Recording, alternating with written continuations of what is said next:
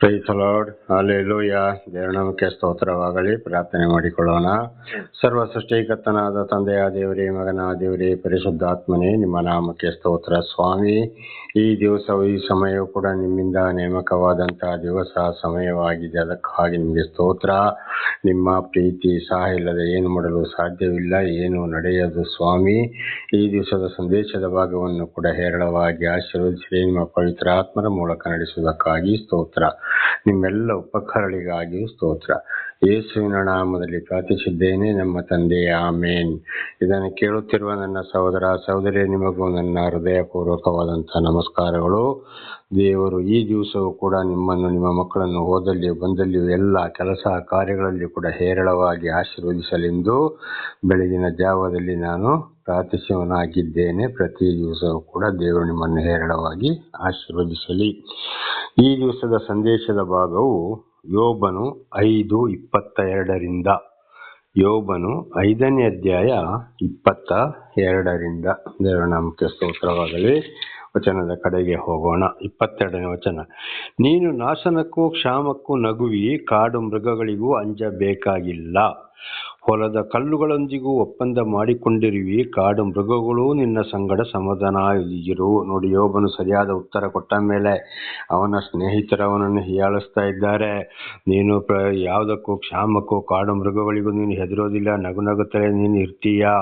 ಹೊಲದ ಮಣ್ಣಿನೊಂದಿಗೂ ಅಂದರೆ ಕಲ್ಲುಗಳೊಂದಿಗೂ ನೀನು ಒಪ್ಪಂದ ಮಾಡಿಕೊಂಡಿದ್ದೀಯಾ, ಕಾಡು ಮೃಗಗಳೊಂದಿಗೂ ನೀನು ಸಮಾಧಾನವಾಗಿದ್ದೀಯಾ ಅಂತ ಹೇಳಿಕೊಂಡು ಅವನ ಸ್ನೇಹಿತರು 3 ಜನರು ಏನು ಮಾಡ್ತಾ ಇದ್ದಾರೆ, ಅವನನ್ನು ಹೀಯಾಳಿಸ್ತಾ ಇದ್ದಾರೆ. ಹಾಗೆ ಮುಂದೆ ಕೂಡ ಅವರು ಅದೇ ರೀತಿ ಹೀಯಾಳಿಸ್ತಾರೆ.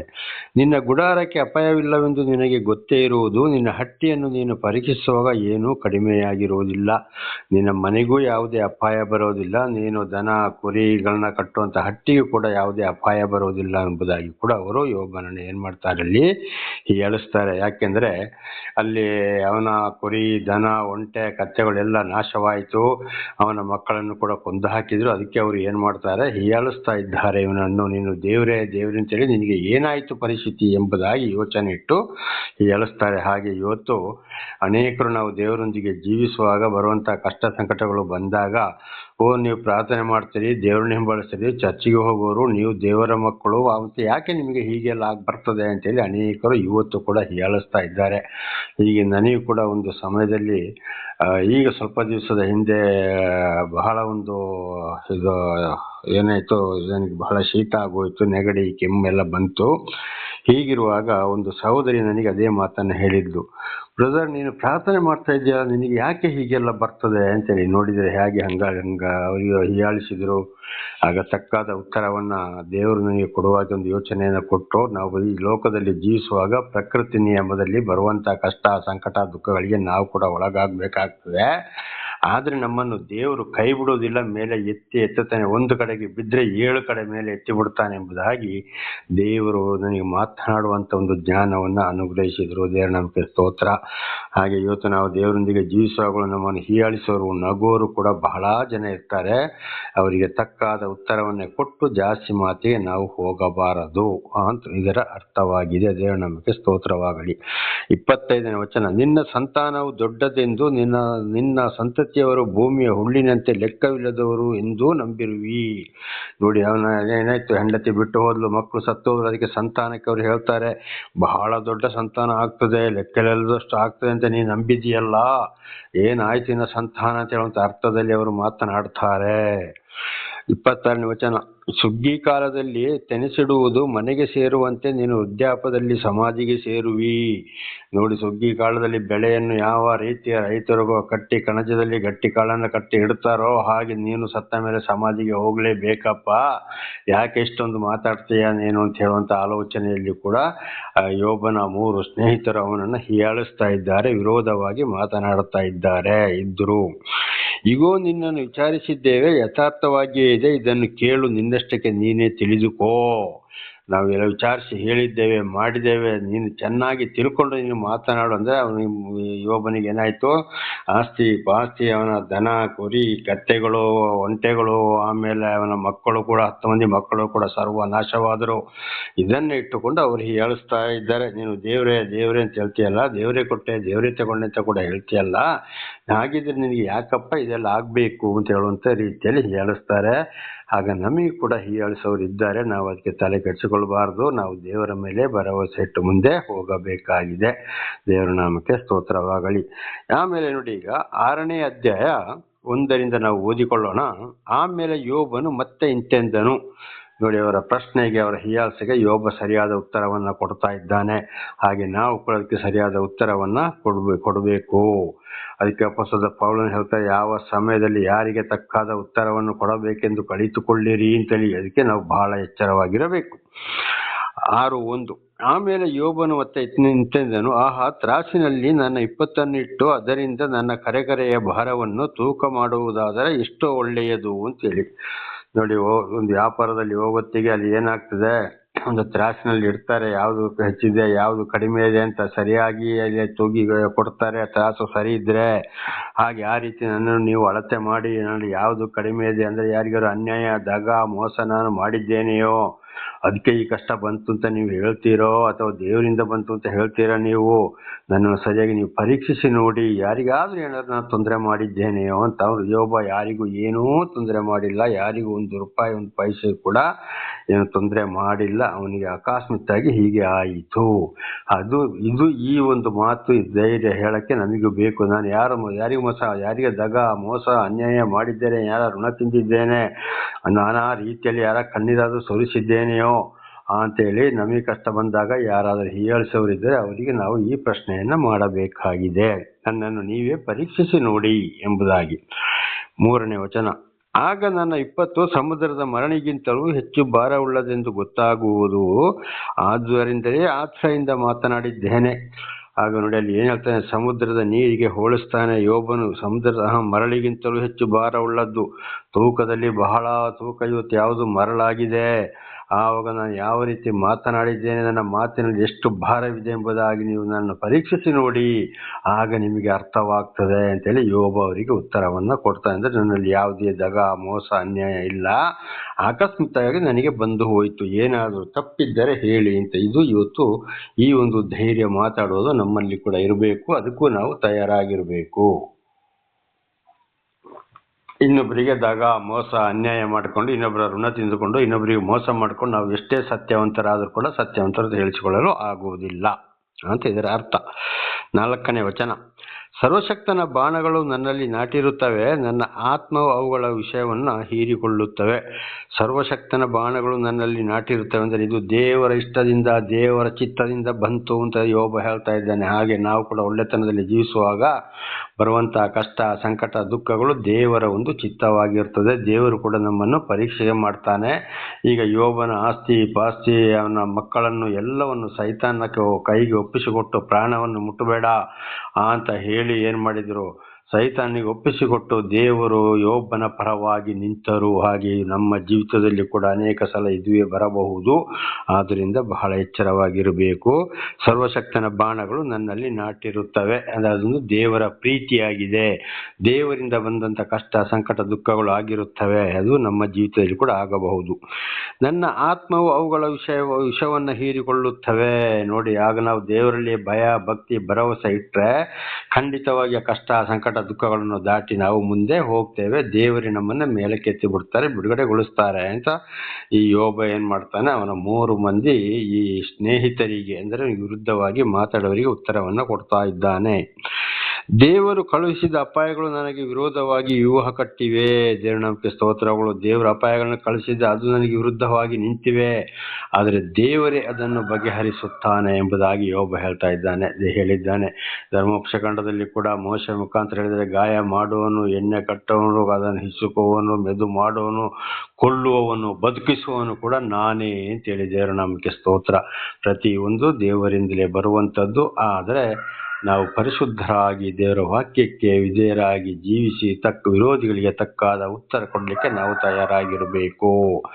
ಒಂದು ವೇಳೆ ಏನಾದರೂ ಅನ್ಯಾಯ ಮಾತಾಡಿಕೊಂಡು ದೇವರ ಮುಂದೆ ನಾವು ನಮ್ಮನ್ನೇ ಹೆಚ್ಚಿಸಿಕೊಂಡು ನಾವು ಹೋಗುವುದಾದರೆ ಖಂಡಿತವಾಗಿ ಇತರರಿಂದ ನಾವು ಭಾರಿ ಅವಹೇಳನ ಮಾತುಗಳನ್ನು ಎದುರಿಸಬೇಕಾಗ್ತದೆ. ಯೋಬ ಯಾವುದೇ ತಪ್ಪನ್ನು ಮಾಡಲಿಲ್ಲ, ಆದ್ದರಿಂದ ಧೈರ್ಯವಾಗಿ ಮಾತನಾಡ್ತಾನೆ, ಉತ್ತರವನ್ನು ಕೊಟ್ಟಿದ್ದಾನೆ. ಹಾಗಿದ್ದು ನಮ್ಮ ಜೀವಿತದಲ್ಲಿ ಕೂಡ ನೆರವೇರಬೇಕು. 5. ಕಾಡು ಕತ್ತೆಗೆ ಹುಲ್ಲಿರಲು ಅರಚಿತೆ, ಎತ್ತಿಗೆ ಮೇವಿರಲು ಕೂಗಿತೆ ಅಂತೇಳಿ ನೋಡಿ ಮತ್ತೆ ಹೇಳ್ತಾನೆ. ಕಾಡು ಕತ್ತೆಗೆ ಹುಲ್ಲು, ಅದಕ್ಕೆ ಹುಲ್ಲಿದ್ದರೆ ಅದು ಅರಚುತ್ತದ? ಇಲ್ಲ. ಹೊಟ್ಟೆ ತುಂಬ ತಿಂದುಕೊಂಡದ್ದು ಸುಮ್ಮನೆ ಇರ್ತದೆ. ಎತ್ತಿಗೆ ಮೇವಿರಲು ಕೂಗ್ತದ? ಇಲ್ಲ. ಕೆಲವರು ಏನು ಮಾಡ್ತಾರೆ, ಅವರಿಗೆ ತಿನ್ನಕ್ಕೆ ಇದ್ದರೆ ಮಾತ್ರ ಸಾಕು, ಅವರು ಬಹಳ ಒಳ್ಳೆಯವರು ಎಂಬುದಾಗಿ ಯೋಚನೆ ಮಾಡಿದ್ದೀರಾ ನೀವು ಅಂತ ಯೋಬ ಹೇಳ್ತಾ ಇದ್ದಾನೆ. ಅನೇಕರು ನೋಡಿ ಇವತ್ತು ಅವರಿಗೆ ಏನೇ ಆಗಲಿ ದಗ ಮೋಸ ಅನ್ಯಾಯಗಳು ಮಾಡಿದ್ರು, ಇನ್ನೊಬ್ಬನ ಹೀಯಾಳಿಸಿದ್ರು, ಇನ್ನೊಬ್ಬನ ಹಾಳು ಮಾಡಿದ್ರು, ಅವರಿಗೆ ಹೊಟ್ಟೆ ತುಂಬ ತಿನ್ನಕ್ಕೆ ಸಾಕಿದ್ರೆ ಸಾಕು, ಅವರು ಬಹಳ ಚೆನ್ನಾಗಿರ್ತಾರೆ, ನಮಗೆ ದೇವರು ಕೊಟ್ಟ ಅಂತೇಳಿ. ಆದರೆ ಅದು ಹಾಗೆಲ್ಲ. ಅದನ್ನು ಯೋಬ ಏನು ಮಾಡ್ತಾನೆ, ಅವರಿಗೆ ತಿರುಗಿ ಈ ರೀತಿ ಹೇಳಿದ್ದಾನೆ, ತಿನ್ಲಿಕ್ಕಿದ್ರೆ ಸಾಕಪ್ಪ, ಅದು ಬಾಯಿ ಬಿಡ್ತದ? ಬಾಯಿ ಬಿಡೋದಿಲ್ಲ. ಅದಕ್ಕೆ ಏನಾದರೂ ಬೇಕಾ? ಏನಾದರೂ ಗೊತ್ತಿರ್ತದ? ಏನು ಗೊತ್ತಿಲ್ಲ ಅಂತೇಳಿ ಏನ್ ಮಾಡ್ತಾನೆ ಯೋಬನು ವಿರೋಧಿಗಳಿಗೆ ತಕ್ಕಾದ ಉತ್ತರವನ್ನ ಕೊಡ್ತಾನೆ. ದೇವರ ನಾಮಕ್ಕೆ ಸ್ತೋತ್ರವಾಗಲಿ. ಇದನ್ನು ನಾವು ಕೂಡ ಅರ್ಥ ಮಾಡಿಕೊಳ್ಳಬೇಕು. 6ನೇ ವಚನ, ಸಪ್ಪೆಯನ್ನು ಉಪ್ಪಿಲ್ಲದೆ ತಿನ್ನಬಹುದೇ? ಮೊಟ್ಟೆಯಲ್ಲಿರುವ ಲೋಳೆಯ ರುಚಿಯೇ? ಯಾವಾಗಲೊಂದು ಆಹಾರ ಪದಾರ್ಥವನ್ನು ನಾವು ಮಾಡುವುದಾದರೆ ಅದಕ್ಕೆ ಉಪ್ಪು ಇಲ್ಲದ್ರೆ ರುಚಿ ಕೊಡ್ತದ? ಏನೇ ಒಂದು ತಿಂಡಿ ತಿನಿಸು ಮಾಡೋಣ, ಉಪ್ಪು ಇಲ್ಲದೆ ರುಚಿ ಕೊಡುವುದೇ ಇಲ್ಲ. ಇವತ್ತು ಉದಾಹರಣೆಗೆ ಬೆಲ್ಲ, ಸಕ್ಕರೆ, ಯಾವುದೇ ಸಿಹಿ ಪದಾರ್ಥಗಳು ಹಾಕಬಹುದು, ಆದರೂ ಅದಕ್ಕೆ ಉಪ್ಪು ಹಾಕಿದರೆ ಅದೊಂದು ರುಚಿಯೇ ಬೇರೆ ಇರುತ್ತದೆ, ತಕ್ಕಾದ ಉಪ್ಪನ್ನು ಹಾಕಿದರೆ. ದೇವರ ನಾಮಕ್ಕೆ ಸ್ತೋತ್ರ. ಹಾಗೆ ನಮ್ಮ ಜೀವಿತದಲ್ಲಿ ಕೂಡ ಏನೇ ಆದರೂ ಉಪ್ಪು ಇರಬೇಕು. ಅಂದರೆ ಏನಂದ್ರೆ ನಮ್ಮ ಜೀವಿತವು ದೇವರ ವಾಕ್ಯಕ್ಕೆ ವಿಧೇಯರಾಗಿ ಲೋಕದ ವಿಷಯದಲ್ಲಿ ಇತರರಿಗೆ ದಗ ಮೋಸ ಮಾಡಿ ನಾವು ಬದುಕಬಾರ್ದು. ಆ ರೀತಿ ನನ್ನ ಜೀವಿತದಲ್ಲಿ ಉಪ್ಪಿದೆ, ನನ್ನನ್ನು ಹೀಯಾಳಿಸೋರು ಯಾರು ಅಂತ ಇದರ ಅರ್ಥವಾಗಿದೆ. ಮೊಟ್ಟೆಯಲ್ಲಿರುವ ಲೋಳೆಯ ರುಚಿಯೇ? ನೋಡಿ, ಮೊಟ್ಟೆ ಒಳಗೆ ಏನಾಗ್ತದೆ, ಲೋಳೆ ಇರ್ತದೆ, ಬಿಳಿ ಇರ್ತದೆ, ಅರಿಶಿಣ ಇರ್ತದೆ, ಅದು ರುಚಿ ಬರ್ತದ? ಇಲ್ಲ. ಅದನ್ನು ಇವತ್ತೊಂದು ಆಮ್ಲೆಟ್ ಮಾಡುವುದಾದರೂ ಕೂಡ ಅದಕ್ಕೆ ಏನು ಮಾಡ್ತಾರೆ, ಉಪ್ಪು ಹಾಕಿ ಆಮ್ಲೆಟ್ ಮಾಡಿದರೆ ರುಚಿ ಬರೋದು. ಬೇಯಿಸಬೇಕಾದ್ರೂ ಕೂಡ, ಬೇಯಿಸಿ ತಿನ್ನಬೇಕಾದ್ರೂ ಕೂಡ ನೀರಿಗೆ ಉಪ್ಪು ಹಾಕಿದರೆ ಅದು ಚೆನ್ನಾಗಿ ಉಪ್ಪನ್ನು ಹೀರಿಕೊಂಡು ರುಚಿ ಕೊಡುವಂಥದ್ದು. ದೇವರ ಸ್ತೋತ್ರ. ಹಾಗೆ ಇವತ್ತು ಮೊಟ್ಟೆ ಬೇಯಬೇಕಾದ್ರೂ ಕೂಡ, ಒಂದು ಸಾರು ಪದಾರ್ಥಗಳು ಆಯ್ಬೇಕಾದ್ರೂ ಬೆಂಕಿಯಲ್ಲಿ ಬೇಯಲೇಬೇಕು ರುಚಿ ಕೊಡಬೇಕಾದ್ರೆ. ಹಾಗೆ ದೇವರು ನನ್ನನ್ನು ನಡೆಸ್ತಾ ಇರುವುದು ಯಾಕೆ ಇದೇ ರೀತಿಯಲ್ಲಿ? ನಮಗೆ ಅನೇಕ ಒಂದೊಂದು ಕಷ್ಟ, ಸಂಕಟ, ದುಃಖಗಳು ಲೋಕದ ವಿಷಯದಲ್ಲಿ ಕೂಡ ಬರ್ಬೋದಾಗ ನಮಗೆ ದೇವರಲ್ಲೇ ಭರವಸೆ ಇದ್ದರೆ, ಅಕಸ್ಮಾತ್ ದೇವರಿಂದಲೇ ಶೋಧನೆ ಬಂದರೆ, ಸೈತಾನ ಮೂಲಕ ಕೊಟ್ಟರು, ನಾವು ಯಥಾರ್ಥವಾಗಿದ್ದರೆ ದೇವರೇ ನಮ್ಮನ್ನು ಬಲಪಡಿಸುವನಾಗಿದ್ದಾನೆ. ಉಪ್ಪು ಹಾಕಿದ ಪದಾರ್ಥದ ಹಾಗೆ ಮತ್ತೇನು ಬರೆದ ಸುವಾರ್ತೆಯಲ್ಲಿ 5ನೇ ಅಧ್ಯಾಯದಲ್ಲಿ ಕೂಡ ಯೇಸು ಮತ್ತೇನು ಮೂಲಕ ಹೇಳಿದರೆ, ನೀವು ಭೂಮಿಗೆ ಉಪ್ಪಾಗಿ ಲೋಕಕ್ಕೆ ಬೆಳಕಾಗಿ ಜೀವಿಸಿರಿ ಅಂತ. ಆಗ ಯಾವುದೇ ರೀತಿ ಕಷ್ಟ, ಸಂಕಟ, ದುಃಖ ಬಂದರೂ ನಾವು ತಪ್ಪದೆ ನಮ್ಮ ವಿನಯವನ್ನು ಬಿಡದೆ ನಾವು ಲೋಕಗಳಿಗಿಂತ ವಿಭಿನ್ನರಾಗಿ ನಾವು ಜೀವಿಸಬೇಕಾಗ್ತದೆ ಅಂತ ಇದರ ಅರ್ಥವಾಗಿದೆ. ಆವಾಗ ವಿರೋಧಿಗಳಿಗೆ ತಕ್ಕಾದ ಉತ್ತರವನ್ನೇ ಕೊಡ್ಬೋದು. ನಮ್ಮಲ್ಲಿ ಅನೇಕ ತಪ್ಪುಗಳನ್ನ ಇಟ್ಟುಕೊಂಡು ನಾವು ಬುದ್ಧಿವಂತರಾಗಿ ಮಾತನಾಡಿದರೆ ಅದು ಯಾವಾಗಲೂ ಅಸತ್ಯವೇ, ಸುಳ್ಳು ಸತ್ಯವೇ ಇತರರು ಕೂಡ ನಮ್ಮನ್ನು ಹೀಯಾಳಿಸಲು ಕಾರಣವಾಗುತ್ತದೆ ಅಂತ ಇದರ ಅರ್ಥವಾಗಿದೆ. 7ನೇ ವಚನ, ಇಂಥ ಆಹಾರವು ನನಗೆ ಅಸಹ್ಯವಾಗಿದೆ, ಮುಟ್ಟಲಾರ ಎನ್ನುವುದೇ ನಮಗೆ ಸ್ತೋತ್ರ. ಉಪ್ಪಿಲ್ಲದ ಆಹಾರ, ಮತ್ತೆ ಅದೇ ಮೊಟ್ಟೆ ಹಾಗೆ ಆಹಾರ ಆಗಿ ಉಪ್ಪಿಲ್ಲದ ಆಹಾರ ನಾನು ಮುಟ್ಟುವುದಿಲ್ಲ. ಅಂದರೆ ಈ ದೇವರಿಗೆ ವಿರುದ್ಧವಾದಂಥ ಕೆಲಸ ಕಾರ್ಯಗಳು ನನ್ನಲ್ಲಿ ಇಲ್ಲ, ನಾನು ಅದಕ್ಕೆ ಸಂಬಂಧ ಪಡುವುದಿಲ್ಲ, ನಾನು ಅದನ್ನು ಒಪ್ಪಿಕೊಳ್ಳುವುದು ಕೂಡ ಇಲ್ಲ. ಇದು ಇವತ್ತು ಯೋಬನು ಅವನ ವಿರೋಧಿಗಳಿಗೆ ಹೇಳಿದಂಥದ್ದು.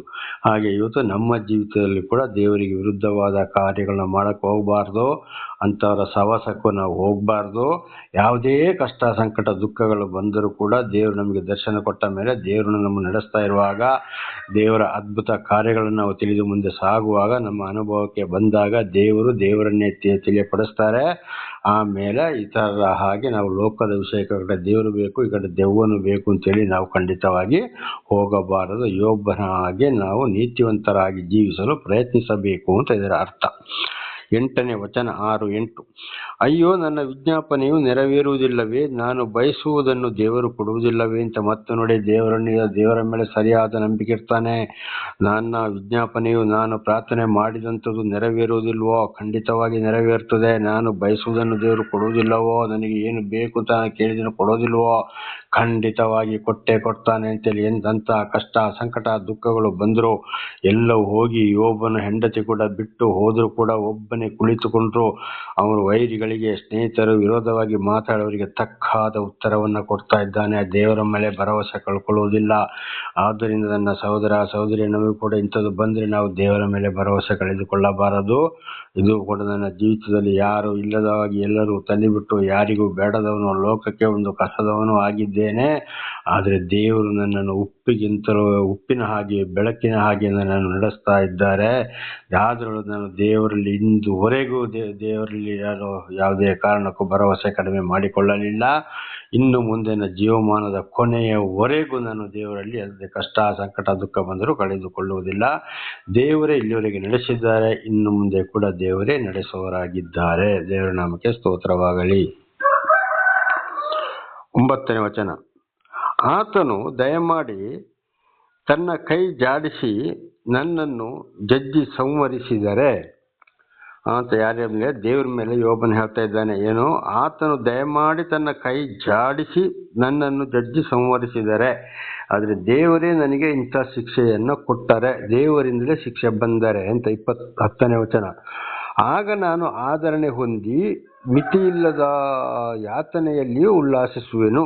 ದೇವರಿಂದ ಕಷ್ಟ, ಸಂಕಟ, ದುಃಖ ಬಂತು ಅಂತೇಳಿ ಬಂದಿದ್ದಾದರೆ ಖಂಡಿತವಾಗಿ ನಾನು ದೇವರಲ್ಲಿ ಉಲ್ಲಾಸಗೊಳ್ತೇನೆ. ದೇವರ ನಾಮಕ್ಕೆ ಸ್ತೋತ್ರವಾಗಲಿ ಅಂತೇಳಿ. ಅದಕ್ಕೆ ನೋಡಿ, ದೇವರೇ ಕೊಟ್ಟ ಹೆಂಡತಿಯವರನ್ನು ನೀನು ಇನ್ನು ದೇವರು ಅಂತೇಳಿ ಹೋಗಿ ನಿನಗೆ ಸಾಯಬಾರ್ದೆ ಅಂತ ಹೇಳುವಾಗ ಹೋಗಿ ಸಾಯಿ ಅಂತ ಹೇಳುವಾಗ ನೀನು ಮೂರ್ಖನಂತೆ ಮಾತಾಡೋದು ಯಾಕೆ?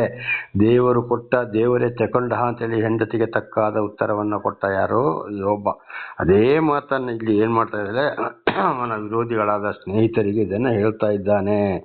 ದೇವರಿಂದ ಬರುವಂತ ಶಿಕ್ಷೆ ಆದರೆ ನಾನು ಖಂಡಿತವಾಗಿ ಅದನ್ನು ಸಂತೋಷದಿಂದ ನಾನು ಸ್ವೀಕರಿಸುತ್ತೇನೆ ಅಂತ. ಹಾಗೆ ನಮ್ಮ ಜೀವಿತದಲ್ಲಿ ಕೂಡ ನಾವು ದೇವರೊಂದಿಗೆ ಹೊರಡುವಾಗ, ದೇವರು ನಮ್ಮನ್ನು ನಡೆಸುವಾಗ ಖಂಡಿತವಾಗಿ ಬರುವಂತಹ ಕಷ್ಟ, ಸಂಕಟ, ದುಃಖಗಳಲ್ಲಿ ನಾವು ಯೋಚನೆ ಮಾಡಿ ಪಶ್ಚಾತ್ತಾಪ ಪಟ್ಟು ಮುಂದೆ ಸಾಗ್ತಾ ಇರಬೇಕು, ಸಂತೋಷಗೊಳ್ತಲೇ ಇರಬೇಕು. ಬದಲಾಗಿ ನಾವು ಯಾರನ್ನು ದೂಷಣೆ ಮಾಡಬಾರದು, ದೇವರನ್ನು ಕೂಡ ದೂಷಣೆ ಮಾಡಬಾರದು. ಒಂದು ವೇಳೆ ನಮ್ಮಲ್ಲಿ ಕೂಡ ತಪ್ಪು ಬಂದು ಹೋಗಿರಬಹುದು ಅಥವಾ ದೇವರಿಂದಲೂ ಶೋಧನೆ ಬರಬಹುದು. ಯೋಬನಿಗೆ ಬಂದ ಹಾಗೆ ಇದನ್ನು ಬಹಳ ಚೆನ್ನಾಗಿ ಅರ್ಥ ಮಾಡಿಕೊಳ್ಳಬೇಕು. ಉಲ್ಲಾಸಿಸುವೆನು. ಸದಮಲ ಸ್ವಾಮಿಯ ಆಜ್ಞೆಗಳನ್ನು ನಾನು ತೊರೆದು ಬಿಟ್ಟವನಲ್ಲ. ನೋಡಿ, ಸರ್ವ ಸೃಷ್ಟಿಕರ್ತನಾದ ದೇವರ ಆಜ್ಞೆಗಳನ್ನು ನಾನು ತೊರೆದು ಬಿಡಲಿಲ್ಲ, ತೊರೆದು ಬಿಡುವುದೂ ಇಲ್ಲ ಯಾವುದೇ ಕಷ್ಟ, ಸಂಕಟ, ದುಃಖ ಬಂದರು ಎಂಬುದಾಗಿ ಯೋಬನ ಮಾತು ವಿರೋಧಿಗಳಿಗೆ. ಇದು ನಮ್ಮಲ್ಲಿ ಕೂಡ ಧೈರ್ಯ ಅಂತ ವಿಶ್ವಾಸ ಇರಬೇಕು.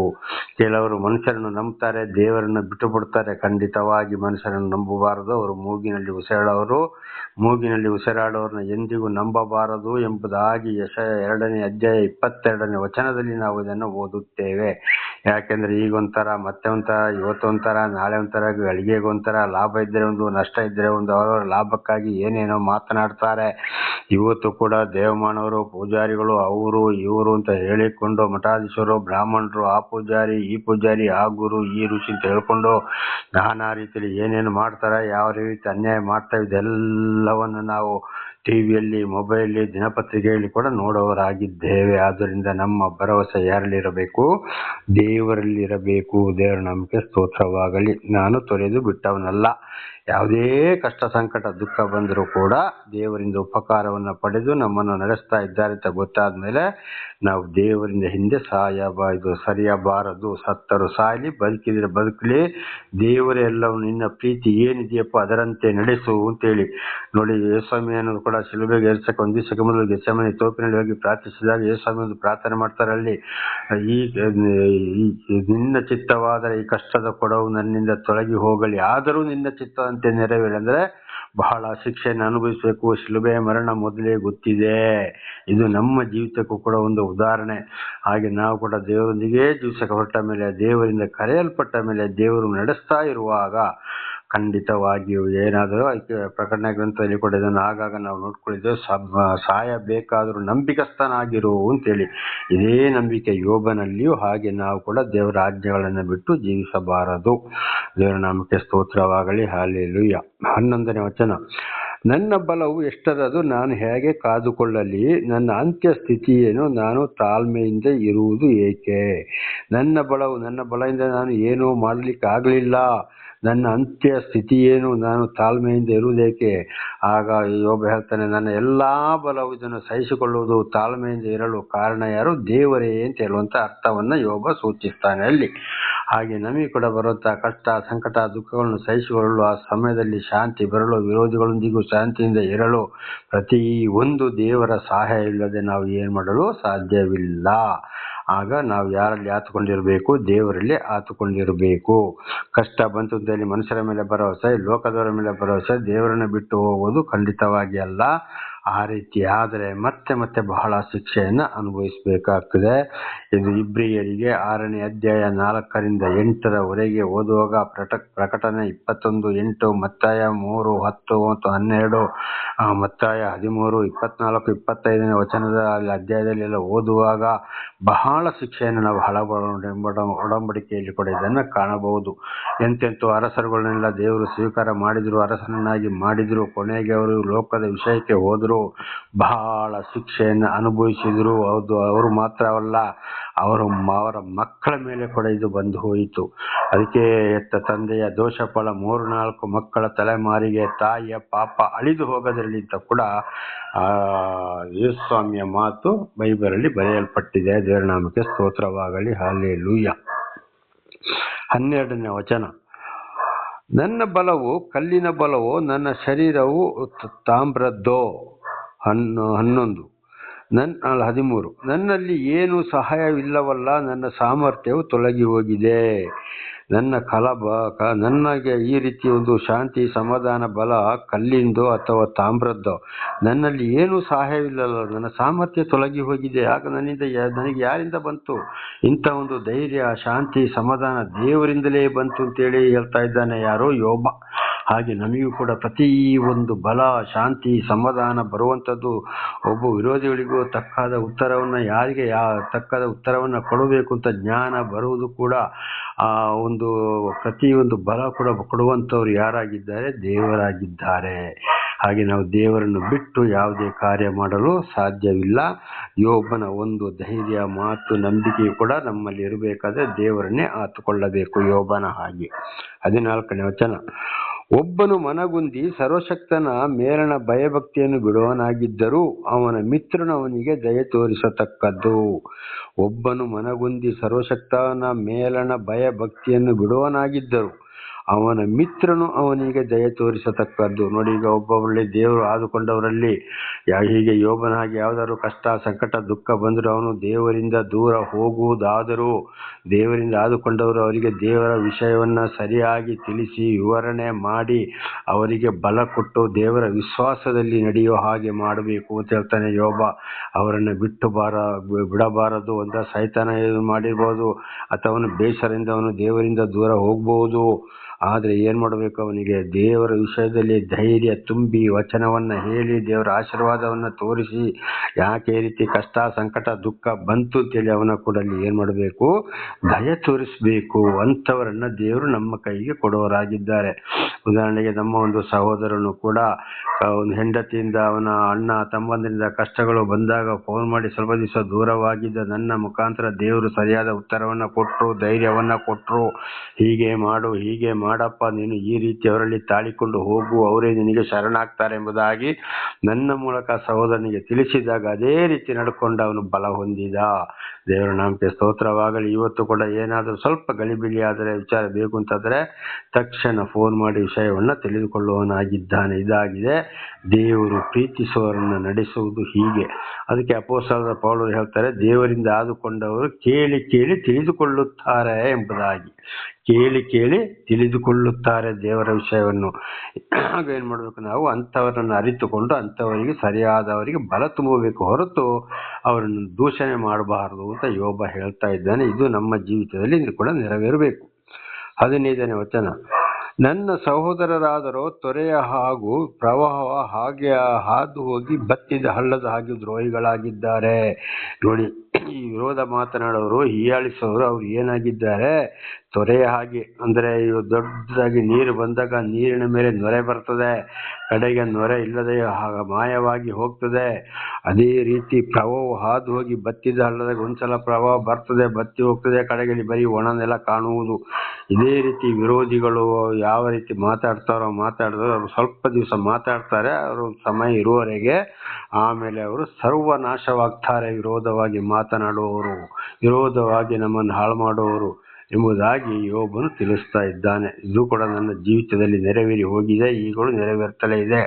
ಅನೇಕರು ಹೀಯಾಳಿಸಿದವರು, ಬೈದವರು, ಏನೇನೋ ಮಾಡಿದವರು ಬಹಳ ಜನ ಈ ಲೋಕವನ್ನೇ ಬಿಟ್ಟು ಹೋದರು.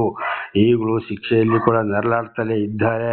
ಇದು ಕಣ್ಣಾರೆ ಕಾಣುವಂತೆ, ಕಿವಿಯಾರೆ ಕೇಳುವಂತೆ ದೇವರು ಇದನ್ನು ಕೂಡ ಮಾಡಿದ್ದಾರೆ. ಕೀರ್ತನೆ 112 ಓದುವ ಪ್ರಕಾರ.